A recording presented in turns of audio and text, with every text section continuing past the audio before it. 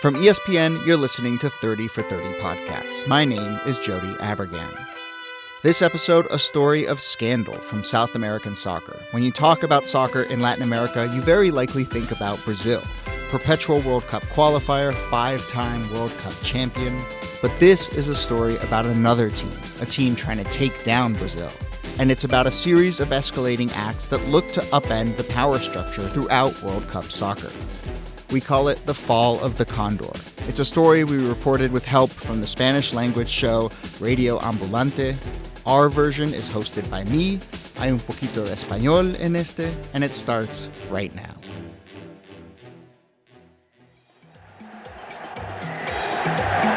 Welcome to Santiago, a typically South American scene. Brazil have just come onto the pitch.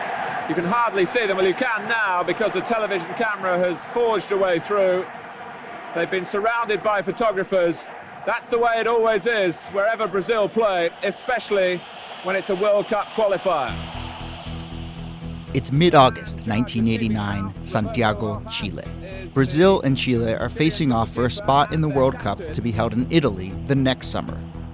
This would be the first of two matches, one in Chile and the second in Brazil. And if Chile could win here, they could go on to make World Cup history by becoming the first country to stop Brazil reaching the finals. Brazil still remain unbeaten in World Cup qualifying games. That's an extraordinary record. The national stadium was crowded, full. Luciano Borges is a Brazilian journalist who was in the stadium in Santiago that day. An environment of tension, this is going to be a war, things like that. Under the grandstands, in the tunnel leading out to the field, both teams were lined up side by side. At the front of the Chilean team was their captain, Roberto Rojas. Rojas was probably, at that time, the greatest soccer idol and the most famous player in Chile. Everyone knew about Roberto Rojas. He was the captain of the team. He was known as El Condor. El Condor, the Condor. With his strong nose and straight black hair, he even kind of looked like the enormous bird that he'd gotten his nickname from. Keeping them out, Roberto Rojas is the Chilean goalkeeper and their captain. He was an idol. He was the best Chilean football player, really a popular hero in that time in Chile. Daniel Matamala is an anchor with CNN Chile and has written a number of books about Chilean sports and culture. He has an incredible presence. His capacity to not jump, to really fly, made him look like a giant. It looks like it's impossible to beat him. At this moment, the Chilean soccer team, led by Rojas doing the impossible, was everything. It was a very special moment in Chilean history. The country was at a time of transition. The Pinochet dictatorship was ending, general elections were set for that winter. Chile was figuring out what kind of nation it would be. And of course, in Latin America, soccer is very associated to nationalism. And Chilean fans threw themselves behind their soccer team and the World Cup campaign. An entire society that think it was a matter of national honor to win a soccer game. And they had reason to be hopeful. Chilean fans were confident because 2 years earlier, Chile crushed Brazil 4-0 in the Copa America, and it was almost the same players. But there's just a feeling amongst the Chilean fans that their side might have a little bit more know-how than this exciting young Brazil side. But also it was the feeling that everything was rich to favor Brazil. Many Chileans felt that FIFA, whose president happened to be Brazilian, was in the tank for the perennial favorites. So there was this mix of hope, determination, and conspiracy. There was a sense that some dark powers were acting to favor Brazil. Not that Brazil needed much help. I mean, Brazil is Brazil, and Brazil is always in the World Cup. Daniel Alarcón is the host of the podcast Radio Ambulante. He covers Latin American culture and sports and has reported on those matches between Brazil and Chile. The Chilean team trying to qualify for the 1990 World Cup was sure that this was the year they could pull off the shocking upset. It is kind of crazy to think that you could beat Brazil and eliminate them from the World Cup. and Chileans felt that goalkeeper Rojas was the type of person to help pull it off. Quite frankly, goalkeepers are insane. A good goalkeeper has a certain amount of disregard for his or her own safety. I mean, they live on the edge, you know? Local time just before 5 o'clock. The capacity of the stadium, 85,000. And the temperature in the region of 30 degrees centigrade. For matches like the one in Santiago, there was a FIFA rule in place to try and lower the tension. The teams would gather in the tunnel side by side and then would be required to walk out onto the field at the same time. And there's a logic to this. The logic is that this way the fans, if they're going to attack, they can't attack the opposing team without hitting their own player. So the idea is that the teams come out together so that they'll be safe. At this match, however, that didn't happen, because the Chilean captain, Roberto Rojas, made a move right as the teams were waiting in the tunnel to take the field. He rushed his team out. He let his team out first, without waiting for the Brazilian team. Roberto Rojas is the Chilean goalkeeper and their captain. So they leave the tunnel, go out onto the pitch. The Brazilians aren't ready, and that has an immediate impact, which is that when the Brazilians walk out, they're on their own. They're vulnerable. Brazil have just come onto the pitch. You can hardly see them. Rojas walked away from the Brazilians, rallied his own team, and riled up the fans. Violation of all protocol. It's of a piece with the culture of win at all costs. We're here to win. I don't know what you came here for, you know, and I'm not your friend. That's the way it always is, especially when it's a World Cup qualifier. The tone was set. The incident in the tunnel started it, and things only escalated from there. There was a fight between two players before the game even kicked off. This is brutal. This is violent. This is dirty. This is stop-start. You know, we're not talking about jogo bonito, where everyone looks like they're dancing, you know. We're talking about really hard-nosed, rough soccer. During this period in Latin American soccer, there was this idea that a match was won by playing hard-nosed, rough football on the field, but also won outside of it as well, even more so when you're talking about the national teams. Chilean journalist Danilo Diaz covered this era and knows all the stories. For instance, the Copa America in 1979, when Chile played Colombia. The Colombian national team has come to Chile, and someone sends to their hotel a bunch of prostitutes. To the Colombian team. To the Colombian team's hotel, exactly. And they take pictures, right, of the Colombian team partying and the Colombian team sort of with these women. And then when the Colombian team comes out to the stadium, onto the pitch, there's these giant banners with these photographs of them, you know, partying with women who are not their wives. There's no evidence of these photos, but there's the story. And Chile won, Colombia lost. And there are more stories like this throughout Latin American soccer. In a game in Paraguay in the late 80s, it was the Chileans who were on the receiving end. On the way to the stadium, everyone on the bus starts feeling really drowsy, and it turns out someone had put sleeping pills in their food. So the team, you know, is a bunch of zombies. Chile lost that one. In 1978, Argentina hosted the World Cup. Argentina 78. The country was under a military dictatorship at the time, and rumors were swirling about whether their match against Peru was on the level. I've heard testimonies that, you know, Argentine soldiers came into the dressing room armed to the teeth, supposedly to protect the Peruvian players, but also to intimidate them. And, you know, for whatever happened, certainly on the pitch, the Peruvian team looked pretty lost. Perhaps most famously, there's the ties between Colombian soccer and drug gangs. In '89, for example, the Colombian league suspended a season because a referee was murdered. And this was all sort of in the time of the narcos. Drug dealers owned teams, you know, and were buying players and were buying refs. And then there's the one about the dog. This is one of my favorites. The story goes that a team from Santiago was playing away, very high in the mountains. The game was tied, and if the Santiago players could just hold on, they would secure the draw and get a point in the title race. There's about 5 minutes left, and the coach, the manager, has a little duffel bag by the side of the bench, and in this duffel bag is a little peppy, quick little dog. And so when he sees that the time is right, he opens the duffel bag and lets the dog free. And the next 5-6 minutes of the game are spent, with everyone chasing the dog, who no one can catch the dog. And that way he runs out the clock and they get the point. When you hear a story like that, I mean, you used the word corruption earlier. Does this count as corruption? Does this count as cheating?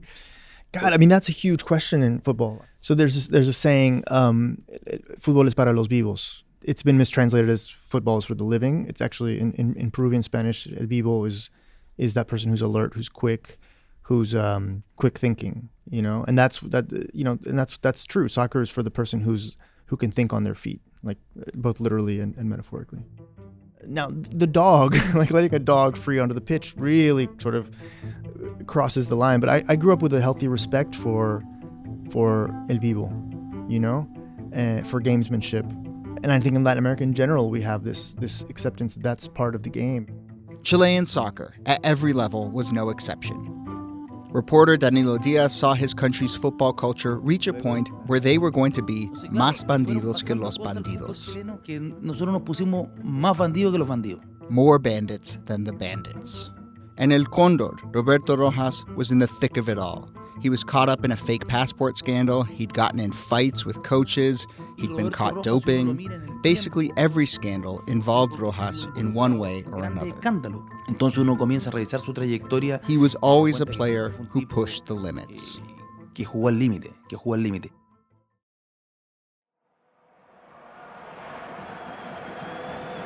And if Chile could win here, they could go on to make World Cup history by becoming the first country to stop Brazil. Push the limits is exactly what Rojas had done by taking his team out of the tunnel before the match with Brazil in Santiago. But Rojas wasn't going rogue. He knew his team would follow his lead. He was Chile's captain. After the opening whistle, the chaos continued. And we've very nearly got a riot here. A red card has been shown. Mario, is it? Almost right away, one of Brazil's top players lashed out, drew a red card, and was kicked out of the game. What stupidity! He and Brazil were rattled. Even by South American standards, this is a simply amazing beginning. The Chilean plan was very simple, was to rattle him and to, make him do something stupid. And we call it in Peru, we say pisar el palito, step on the stick. Pisar el palito? Sí. Okay. Lo hicieron pisar el palito. They tricked him into stepping on the stick. Romario, who seemed to be boiling for a fight before the game started. Maybe the captain Rojas knew what he was doing by provoking everyone and raising the tension. But that Brazilian red card was quickly followed by a Chilean player getting kicked out for a brutal tackle. And there's a card in the referee's hand. It's a red one. He's got to go as well. And that's the thing, when you're playing on the edge, trying to instigate, when you're in the heat of the game, it's hard to hold back. And Chile have really shot themselves in the foot. As per usual, Roberto Rojas was playing brilliantly, almost single-handedly keeping Chile in the game.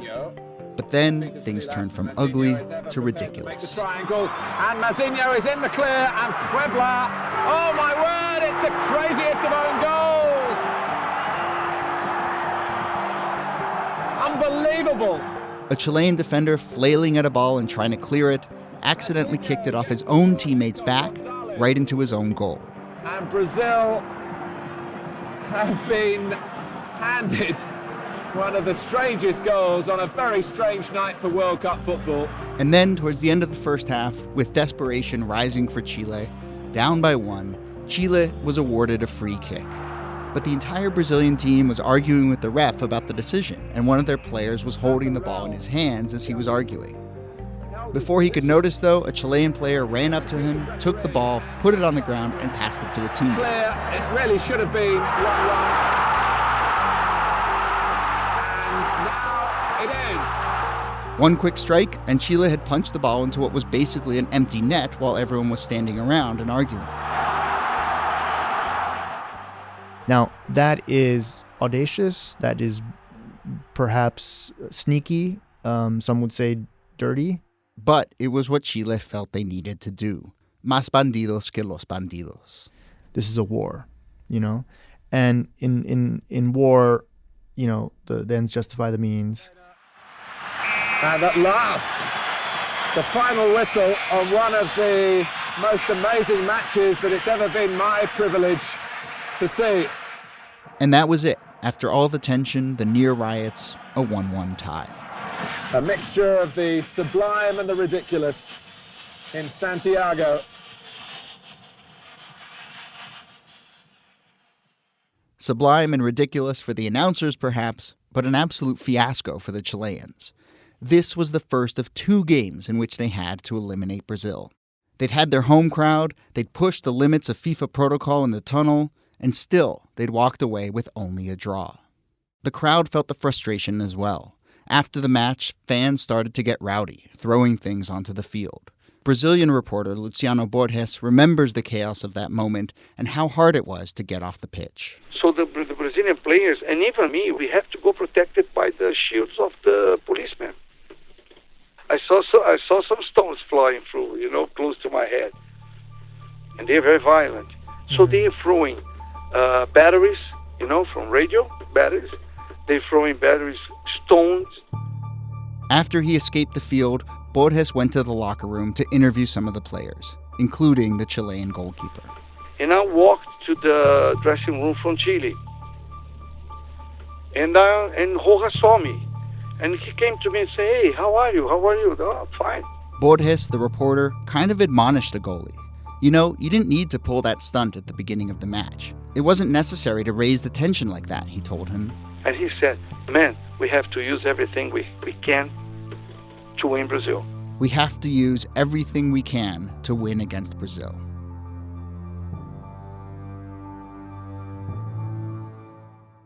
For FIFA, though, the Chilean behavior was a problem. Soon after, they stepped in. Rojas had gone too far in the tunnel. The Chilean fans were out of control. FIFA sanctioned the Chileans and mandated that their next game against Venezuela would have to be played in neutral territory in Argentina. In Chile, this only added to the conspiracy theories. The headline of La Cuarta, who was the most popular newspaper at that moment, was Viejos Sinvergüenzas. That means old man crooks. And that was what Chilean fans think about the FIFA, that they were all crooks and they were acting in favor of Brazil. Everyone knew FIFA had the right to step in and do this. They could overturn a result, mandate a rematch, change the location of a game, even call off a game if it was getting out of control. But still, the Chileans felt especially targeted. There was a sense of that FIFA's already decided that Brazil has to go to the World Cup and not us. The next match against Brazil was 2 weeks later, September 3rd, and it was in Brazil. The Chileans had a massive chip on their shoulder. Jorge Hevia was covering the game for Chilean television and traveled with the team to Rio de Janeiro. ¿Cómo llega Chile en el bus al hotel? The Chilean team bus was escorted from the airport to the hotel by 6 police officers on motorcycles. It arrived at night with the lights out so no one could see who was inside. Hevia says it was like preparing to go into a war zone. Era como preparar un equipo que llegaba a la guerra. Reporter Danilo Diaz was there as well. The players on the Chilean team had adopted a mantra for what they were preparing to do. Vamos a cabezar piedras, they would say.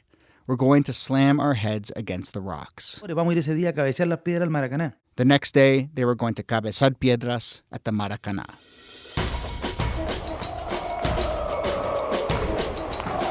The Maracaná, Rio de Janeiro's legendary stadium, perhaps the greatest soccer experience in the world. When it was built for the 1950 World Cup, it was the largest stadium in the world. Brazilians claimed it could fit 200,000 people. The Chileans may have been ready for war, but reporter Luciano Borges says the Brazilians weren't nervous. They were ready to party. It was nothing like, that's a war. Well, the danger of Chile. No. All they had to do was qualify, and to qualify, all they needed was a draw. Everybody went to the stadium that day for a party. There was not any worry. An entire stadium, everyone wearing the same color. All variations on the Brazilian flag. Like this sea of people. From an hour before the game, the stadium is singing. The rhythms of the people singing, like tambourines, little hand drums, the bass drum. Boom, boom, boom, boom, boom, boom, boom, boom. Brazilian flags and banners waving across the stands, and like at many games, the crowd is shooting off flares and fireworks. And it just adds to the atmosphere, the smoke and the bright red lights, and it just adds to the ambiance of a game of that magnitude. The Chileans, for their part, were prepared to attempt the impossible. Cabezar piedras. I imagine for these guys, it's an intense moment to see that many people and the joy with which they're already celebrating a victory that they just assume is going to come in this almost disdainful way. In the first game, Chile tried to rattle the Brazilians into making mistakes. But this time, things were different. Chile had to be aggressive. They couldn't just tie. They needed to win. Chilean strikers were doing everything they could to press forward, and as usual, Roberto Rojas was playing out of his mind. The first half, Rojas played like hell. He avoided the Brazilian goals with 4 different opportunities that he made some magical defenses. And then, in the 54th minute, Is this the first? Rojas couldn't keep it out this time. And Correca has scored for Brazil. Well, that was Bebeto. the Brazilian striker pushes the ball past Condor Rojas. Not a good shot. And Rojas got a hand to it and couldn't stop it going in. I heard someone actually say that Rojas should have saved it. He'd saved other ones that were much more difficult, and this one, for some reason, he didn't get to. Which seems harsh, considering all that he'd done for the team up until that point. 1-0 Brazil. Chile was despondent, desperate. They would now have to score 2 goals to pull off the impossible. I think everyone on the Chilean team at that point knows that the dream of making history and knocking Brazil out of the World Cup is not going to be a reality. Unless, that is, something extraordinary happened. Something has been thrown. Goalkeeper. While the Chilean players worked the ball on the far side of the field, Rojas stood alone in the mouth of his own goal. Suddenly, a firework, a flare, something flew from the stands right at the Chilean keeper. There was something smoking there. It looks as though something's hit him. Out of the corner of your eye, you see a flare go flying from the stand immediately behind Roberto Rojas' goal. And it goes... The entire stadium, when they see it, there's this... Y veo que cae, y que cae Roberto. He immediately is sort of clouded in smoke and falls down. It appears that he's been hit by this flare. Dije, le pegó. Has been hit by a missile. All of a sudden, Condor Rojas is rolling around on the pitch. He appears to be in pain, holding his hands to his face. He tries to get back up, but his teammates force him to stay down. And a couple feet away, a smoking, flaming flare sits on the field. It looks as if there's blood there or something down the side of his face. He sort of rolls backwards, and when he comes up, he's bleeding. He's bleeding from his face. He's covering his face with his hands. The match is halted. Chilean players start arguing with Brazilian players. Refs start arguing with each other. Fans start booing and jeering and throwing trash onto the field. And what's happening at the stadium at this point is madness. I mean, no one really knows what's going on. Certainly concern from the Chilean bench. And they carry him off the side of the field and straight into the locker room. Rojas is being carried off. And it's not just Rojas who goes to the locker room. Very quickly, the Chilean coaches and captains talk to each other and decide this is too much. And then the entire Chilean team leaves, abandoning the pitch, and they all go back. Obviously, the Chileans will say, can you abandon the game and start again? The announcers began to speculate about what might come next.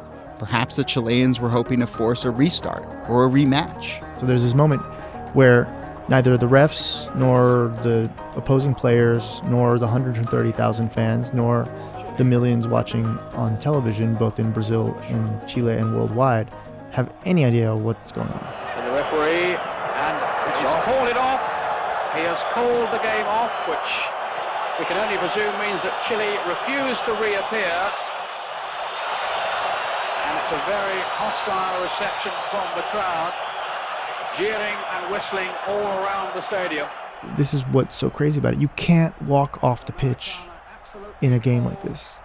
You know, this is not a neighborhood game where you take your ball and go home.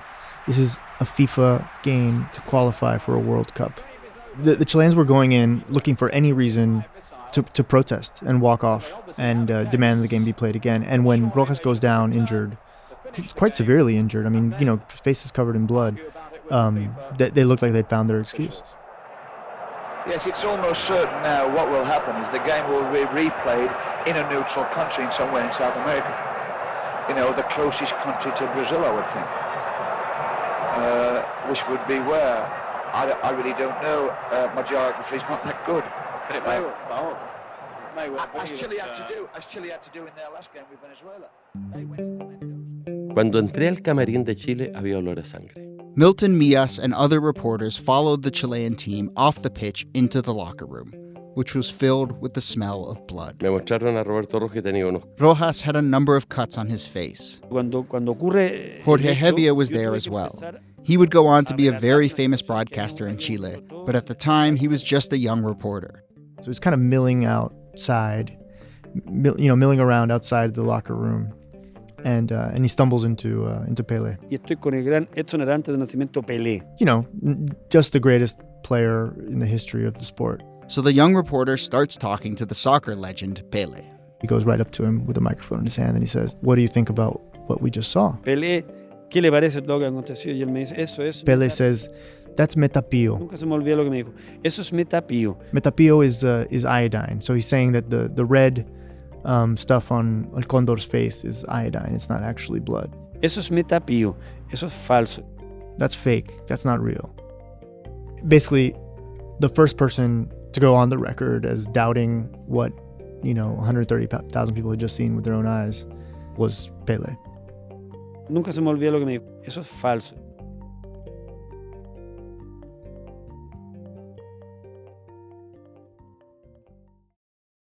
The second match between Chile and Brazil had been called off. There wasn't really a choice given Chile's refusal to finish playing. The fans filed out of the Maracaná, and the media huddled around the Chilean team in the locker room. After getting stitched up, El Condor gave a few television interviews that were broadcast live back in his home country. He's got a very subdued tone. He looks like he's been through hell. Chileans watching at home, they saw El Condor giving this interview, injured, his head wrapped. I mean, he clearly was bleeding, so there's no question about that.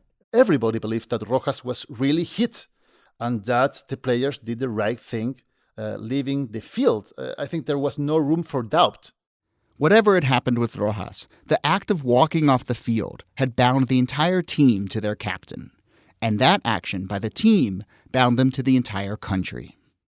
El Condor was a martyr to the cause. People were outraged. And the feeling was of, here's our hero, who's, put his body on the line, has been injured, and the Brazilians are going to get away with it.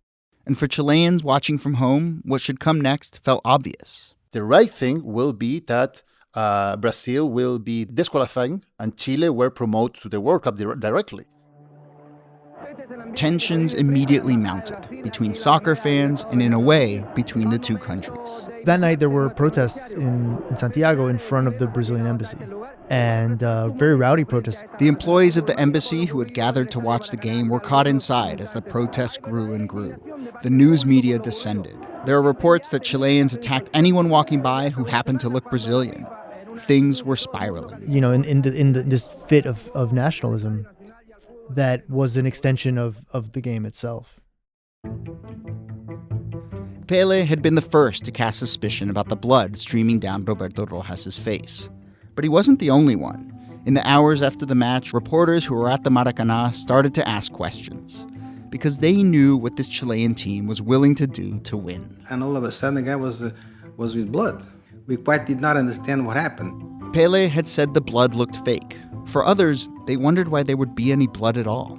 It was red with blood. And I remember watching that and say, it's funny because I thought that this kind of rockets, they will burn the guy, not cut the guy. Certain people started wondering, could a flare really cut you? ¿Cómo va a tener un corte y le va a hacer un corte una bengala? Wouldn't it be more logical for there to be a burn? Tendría que estar quemado. And if the flare had landed behind you, why would the cut be on the front of his face? Tenían una lógica tan simple y tan básica. Reporter Milton Mias was one of the first to voice his doubts. He went over to Rojas and said, Roberto, tell me the truth. Dije, Roberto, dime la verdad. No, me dijo Milton. Esto es absolutamente como se vio. Milton, it's exactly how you saw it, said Rojas. The problem was, very few people could say what they saw. The journalists, the fans, the players were all unsure and were furiously trying to piece things together.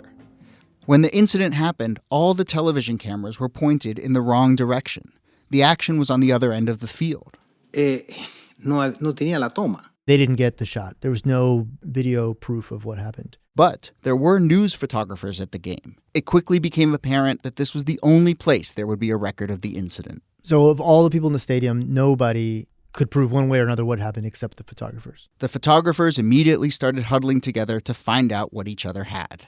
Paulo Teixeira was a photographer at that game, taking photos of the match alongside several other newspaper cameramen. So I just saw it fly over and fall behind the Rojas. They were standing at field level, watching the action.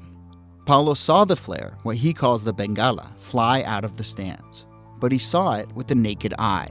His camera was in his hand. When you see the bengala coming, you're not looking at through its camera. So he didn't take the shot. Next to Paulo, though, was another photographer, Ricardo Alfieri. He was working for a Japanese soccer magazine. Yo le pregunté a Ricardo, ¿y tú? He turns to Ricardo and says, hey, did you get the shot? Ricardo looks at Paulo and says, Me dijo, tengo 5 tomas. Tengo 5 tomas.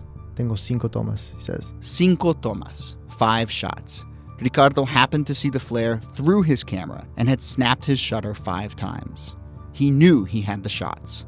Somewhere in those 5 tomas was the real story of what had just happened. I think it's no exaggeration to say that at that moment, those 5 pictures were the 5 most valuable photographs in South America. So what's happened next? Everybody around Ricardo, okay, every TV reporter, for him to explain was an amazing, fantastic atmosphere. After reporters swarmed Ricardo to ask about the photos, Paulo Teixeira took control, effectively becoming Ricardo's business manager. I said, Ricardo, listen to me. Let me handle this. You are a photographer. I'm a photographer and a businessman. Let me handle this. Paulo knew he could sell the photos to a Brazilian outlet that night. There was a World Cup qualification in the balance, sitting inside that camera.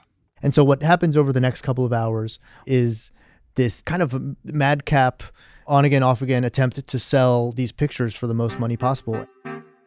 Nessas fotos, seria possível ver tudo isso? Immediately, several newspapers came out of the woodwork, inquiring about exclusive rights to develop and publish the photos. And I remember Paulo said to me something that was very funny to me.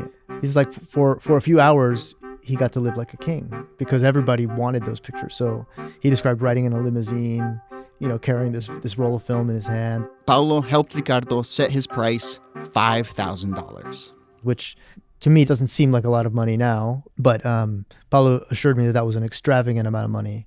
Eventually, it came down to 2 papers, both Brazilian. One of them, Global, locked in the price and handed him the $5,000 right on the spot. He gave 60% to Ricardo Alfieri, the photographer, and kept the other 40% for himself. By this point, it was late on a Sunday night. The woman who ran Global's photo lab had already gone home. So they had to wake her up, send a cab to go get her, bring her to the studio, have her warm up the machines, develop the pictures. But these were the most important photos Global's sports page had ever run, and they would appear in the next morning's paper. So what you see in the photo is a plume of smoke and a bright yellow flare about 1.5 yards behind Rojas. The photos were published in a huge full-color spread on the front of Global's sports section. The first photo was the one that provided the proof that everyone was looking for. It's obvious from this image that the flare lands behind Rojas. Yes, there was a flare sent onto the field from the stands. Yes, it had landed near El Condor. But it did not hit him. He was standing up when the flare landed in the goalie box. And in the series of photographs that come next, Rojas sort of tosses himself into the smoke, which sort of makes it very much harder to see exactly what's happening. But there's no question that first image demonstrates quite clearly that he didn't get hit. The Cinco Tomas propelled the story to a new level. Every newspaper, every television show, every conversation in every cafe was about what Rojas had done. Brazilian police even tracked down the woman who had shot the flare. She was mobbed by reporters, gave her side. She'd go on to be a minor celebrity, actually, posed for the cover of Brazilian Playboy. But after being interrogated by the cops for half a day, eventually they determined it was an accident and she was released. But the hard photographic evidence didn't necessarily change the way Chilean fans felt. Daniel Matamala. Chileans were emotionally so attached to a narrative in which we were the victims. So everybody tried to find an alternative explanation. Maybe it was a piece of the flare that hits the ground and go to Rojas' head. People were saying these kind of things in order to protect this narrative, and we are innocent victims of a conspiracy against us. Attempts by the media to clear up the story didn't help much. In fact, many of them continued to fuel the nationalism and conspiracy theories. Rojas' teammates denied knowing what had happened, but they stood by their captain and the decision to leave the field under hostile conditions at the Maracanã. Many Chileans refused to believe that their captain had actually cheated. Others praised El Condor for cheating and trying to find a way to win. You know, when you believe a narrative, and it's so emotional because it's your country. So it's very hard to say, well, maybe we were wrong, maybe we are not the victims, maybe we are the crooks. In this moment, it was pure emotion. Nothing was logical. Everything felt crooked.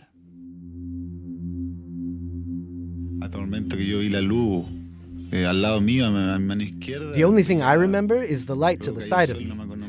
And then, next thing I remember, I was in the locker room, lying on a table, surrounded by my teammates. For his part, in the days after returning to Chile with a bandage still on his head, Rojas gave a few more interviews. But those didn't really help. Reporters started to ask him point blank about the accusations that this was all a hoax. Por el fútbol chileno y por ti específicamente, ¿qué le responde? Yo pienso que no, los hechos hay más de 2 millones de personas que vieron el partido. No, I don't think it's a hoax. More than 2 million people saw the match, right? There's your proof, what they saw. So what people are saying, I don't think there's anything to that. And now people are talking about me as if I'm guilty of something. Y ahora, aparte de ser perjudicado, quiere ser culpado. Every interview, his story would shift and slip around. Even Rojas very quickly said that, well, maybe I wasn't hit directly by the flare. I don't know exactly what happened. So it was very confusing. Somehow, the photos created more questions than answers, including, still, where exactly did that blood come from? It looks as though there's blood there or something down the side of his face.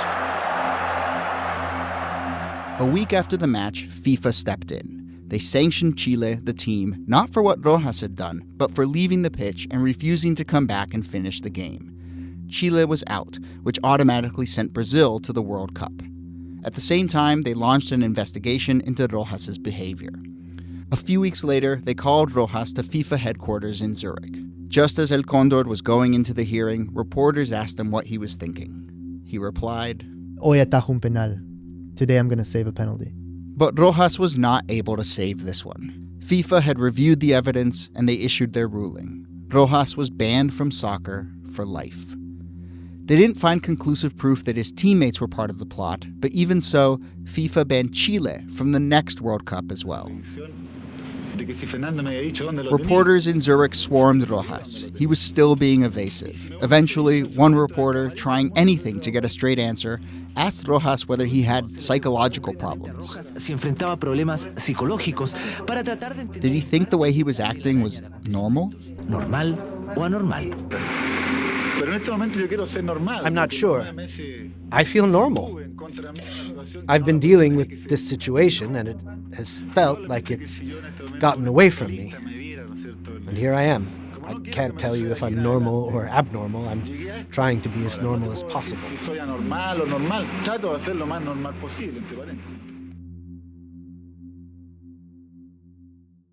It wasn't until he had returned to Chile that Rojas finally gave the full story in an interview on Chilean television. It's with a news program. He's in a dark studio, wearing a black suit and tie, The cut on his forehead has healed. That interview is kind of breathtaking. And what you see is someone who's been defeated. What you see is somebody who realizes that now that he's got no way out. And to watch him, this very proud man just kind of come clean almost against his will is just astonishing. So we got it in our heads that we were going to get the result we wanted, at all costs. We talked about it once, and that's all. It wasn't even analyzed in detail. No, it was just there, bouncing around in our heads, as we say. Nevertheless, Condor claimed that he'd acted alone in faking his injury. Rojas walked the interviewer and the Chileans watching from home through the entire incident, moment by moment.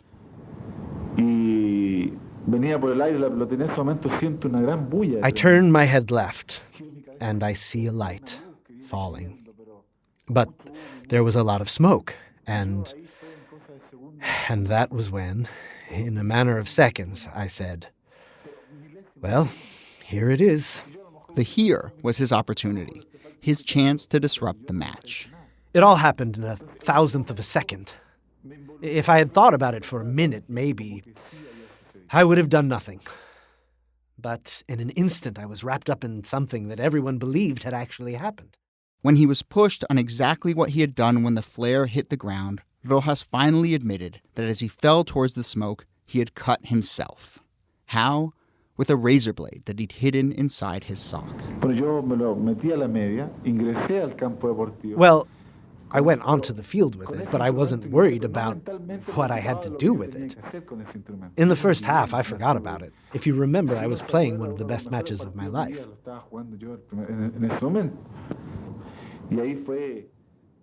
He was playing such a great game. It almost feels like the telltale heart or something, like this ticking thing that's there, that's it's always present, even when he's making these outrageous saves and keeping his team single-handedly in the game. There's always this other thing that's there, and it's the razor blade. Once his team had gone down by a goal, Condor was desperate. The razor blade became his only way out. Everything kept steering himself back to the presence of that little razor blade, which in the end would change the course of the game and, of course, the course of his life and the course of, Chilean soccer's trajectory. That trajectory was one of heartbreak for Chilean soccer. They'd been banned from 2 World Cups. The national team was banned also for the next World Cup. And it was the end of a dream for a complete generation of very talented players that never had a shot to play the World Cup. But I think it has a positive side too. I think it was the end of an era of madness, of thinking that to win in soccer we have to cheat or to take advantage. This mentality was very toxic and very negative to Chilean society. And I think that in this way we kind of learn a lesson.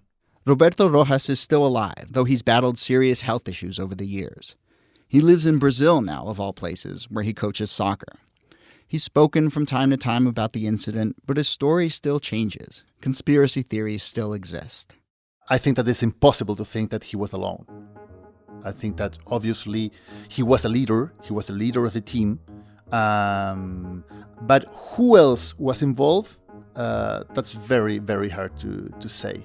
And the only way to really prove is that the players that were part of the conspiracy admitted it.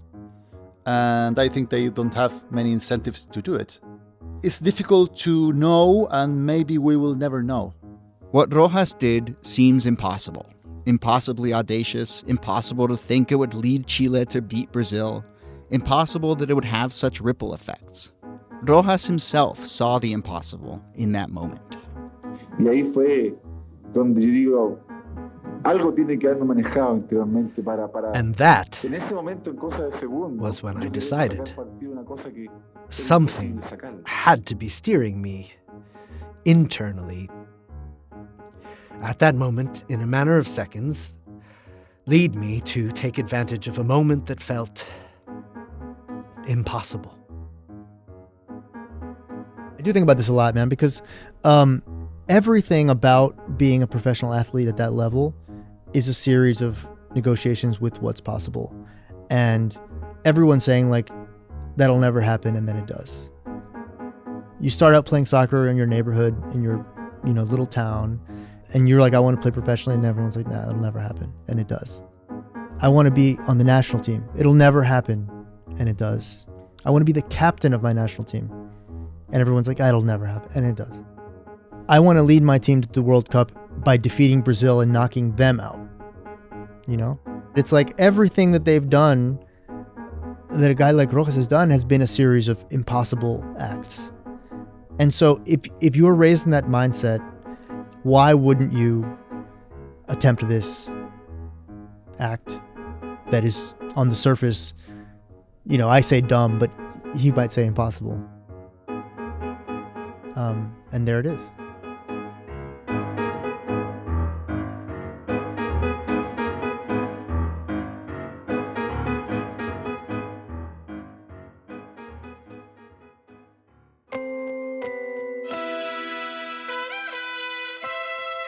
This story was reported and produced by me, Jody Avirgan. This episode was mixed by 30 for 30's Mitra Kaboli. Special thanks to Daniel Alarcon and the whole team at Radio Ambulante. They reported a Spanish-language version of the Roberto Rojas story with lots more information.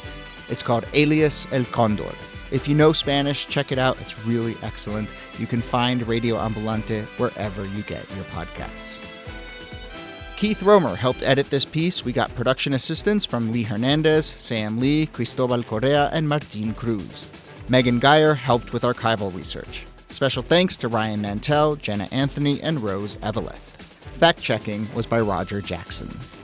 The voice of Roberto Rojas was Peter Russo of the Story Pirates. The series editors for 30 for 30 podcasts are me, Jody Avirgan, and Aaron Leiden. The 30 for 30 podcast team also includes Andrew Mambo and Meredith Hodenat.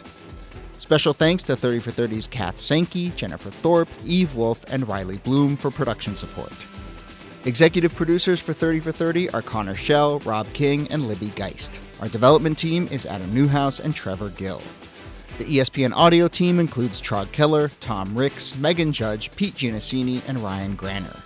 Our theme music was composed by Rishikesh Hirway of the Song Exploder podcast.